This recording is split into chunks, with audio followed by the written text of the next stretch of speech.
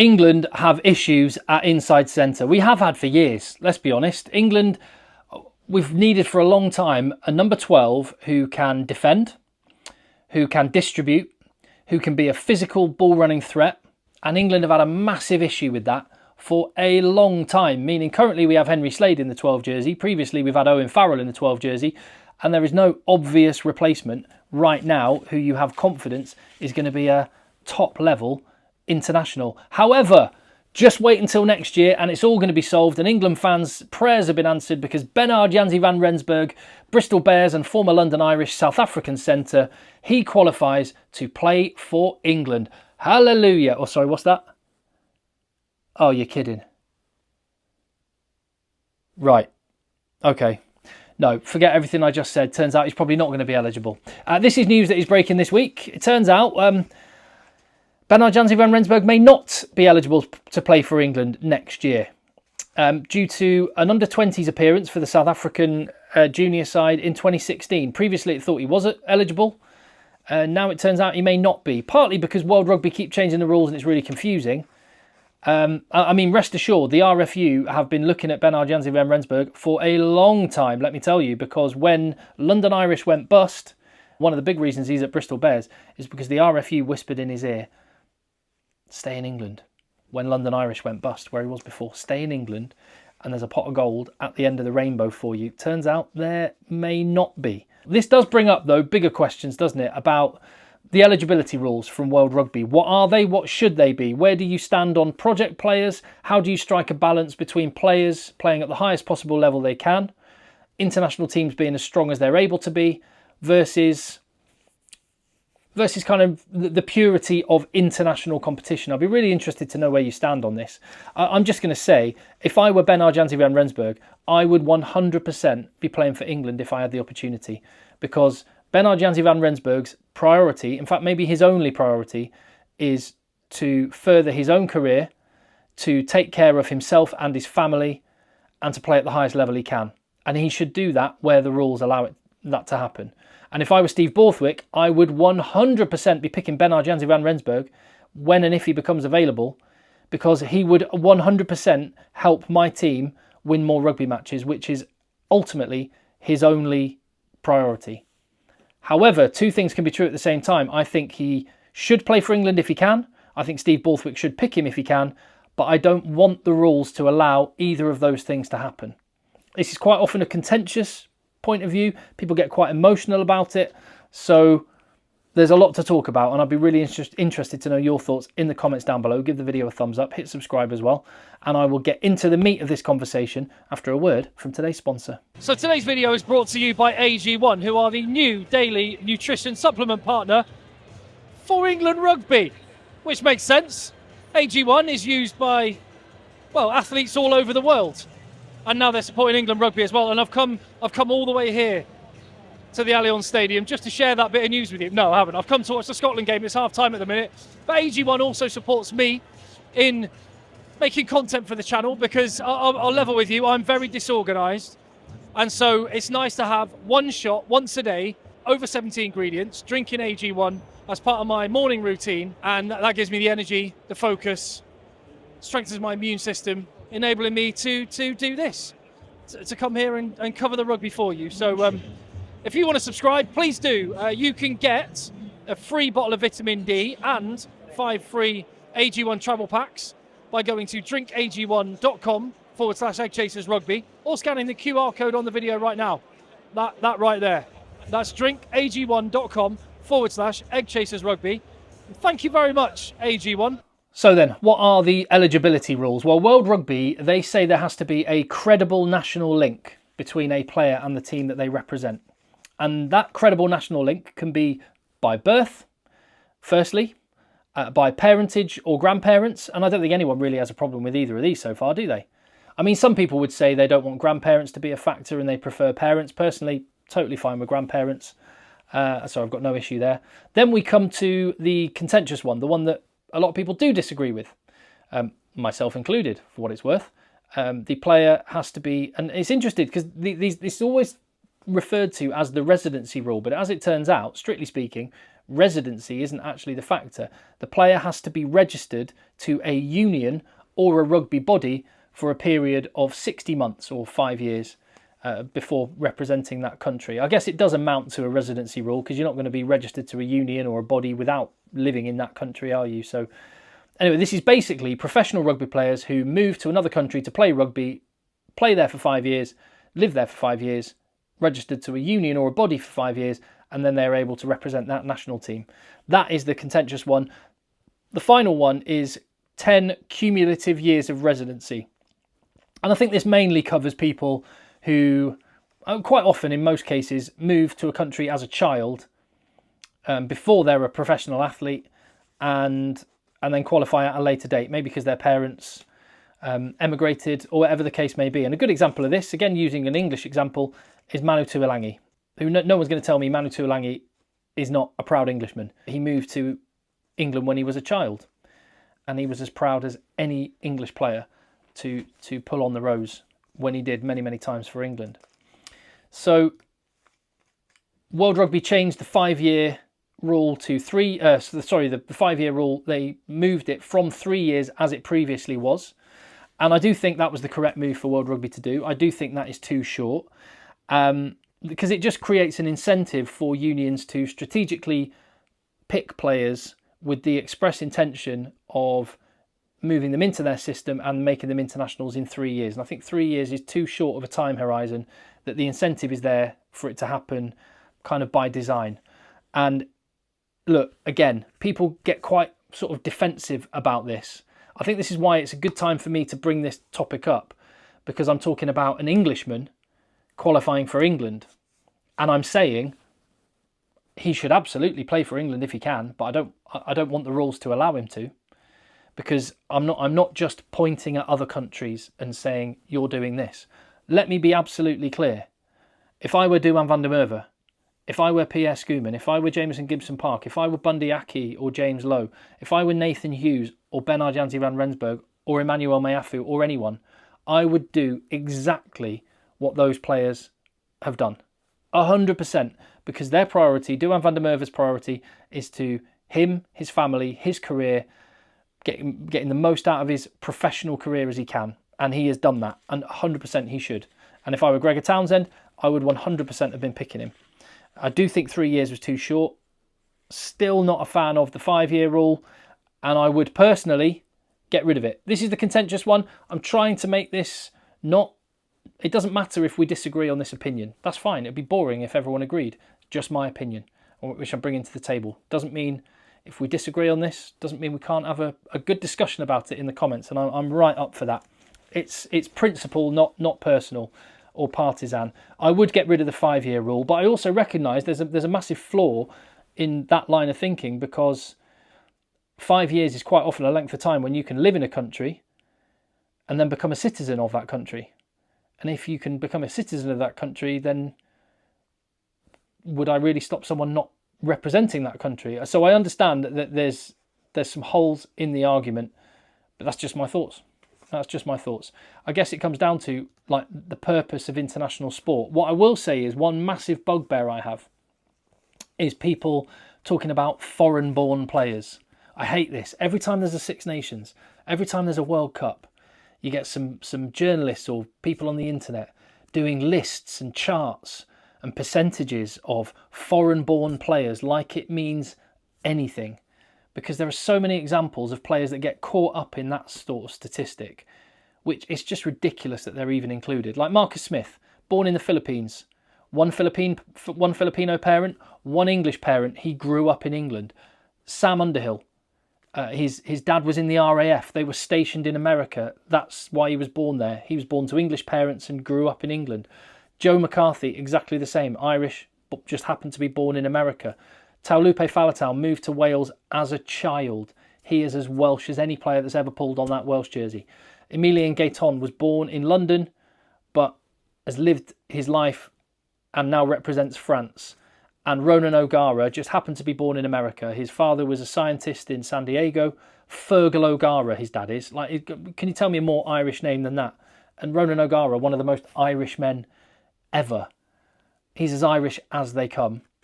but some people would include him on a list of foreign-born players. Come on, stop that. Does my head in. I'll tell you one thing that does kind of bug me. I'm sat here, I'm having a video which has been inspired by a debate or a question mark over the potential eligibility of a South African born and raised individual to play international rugby for England. And we're going, oh, I wonder whether Benhard Janse van Rensburg, he might be able to play for England. He may not be able to play for England. At the same time, we know for certain Jack Willis, or as he's known now, Jacques Willis, cannot play for England, because the rules of the RFU and Premiership Rugby do not allow it, which I find that farcical. That Benhard Janse van Rensburg, there's a debate over whether he can play for England, but a kid who grew up dreaming of playing for England and who happened to be at a rugby club that went bust, and he got a life raft in the form of Stade Toulousain, where he's now playing with some of the best players in the world and improving as an individual and having a great life. He now has to give all of that up and go and play at a club where there are teams that have gone bust and the finances are in a really bad way. And he has to roll the dice on that and put his professional career in the hands of a league and potentially a club which are not on the strongest of footholds in order to play for his country. There's something completely wrong about those optics, and that bugs me. And I don't like the fact that we're having the conversation about Benhard Janse van Rensburg, and the Premiership are effectively keeping people that want to play for their country, in a lot of cases, hostage against their will. Many would love to go off and explore the world or go and get better, become better players by playing at a club like Stade Toulousain, but they have to stay in the Premiership. Look, and again, this is another point at which a lot of England fans will disagree with me and think that it's really important that we don't let England players go and play elsewhere in the world. And I know New Zealand have a similar policy. I just think it's outdated now. And when the Premiership was really strong and could compete with the wages, I think it probably made a bit of sense.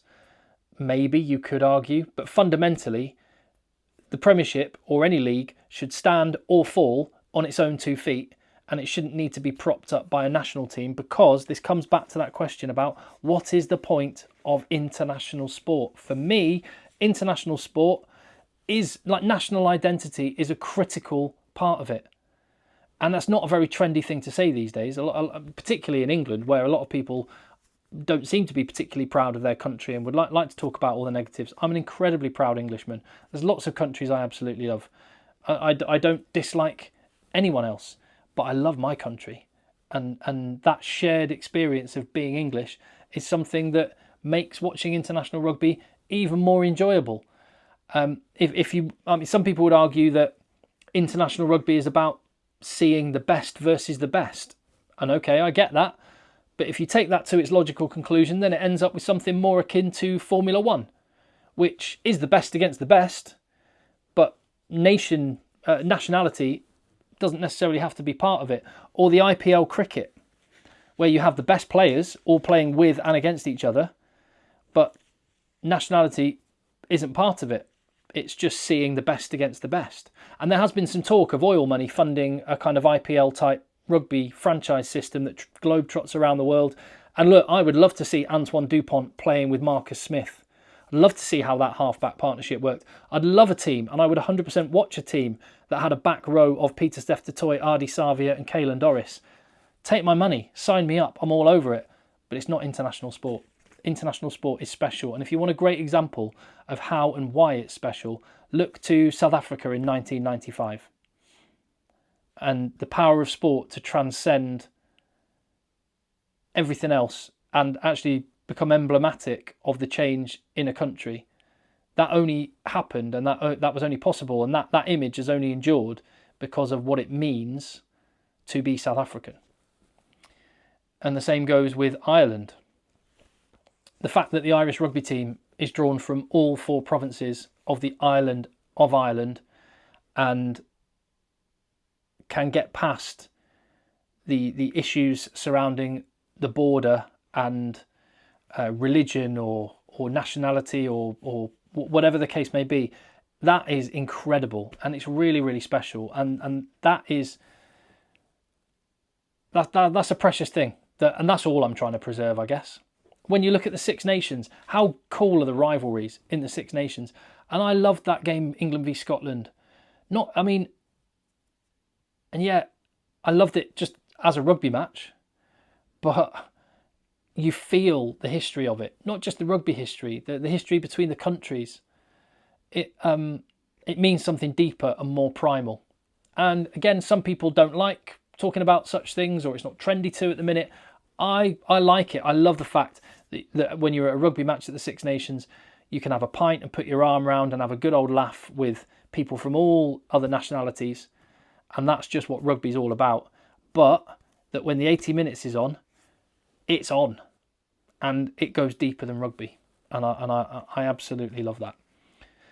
One of the issues with the qualification by residency or by playing rugby in another country is that it does open the door for more powerful countries with a stronger domestic league to pilfer lots and lots of talent from around the world.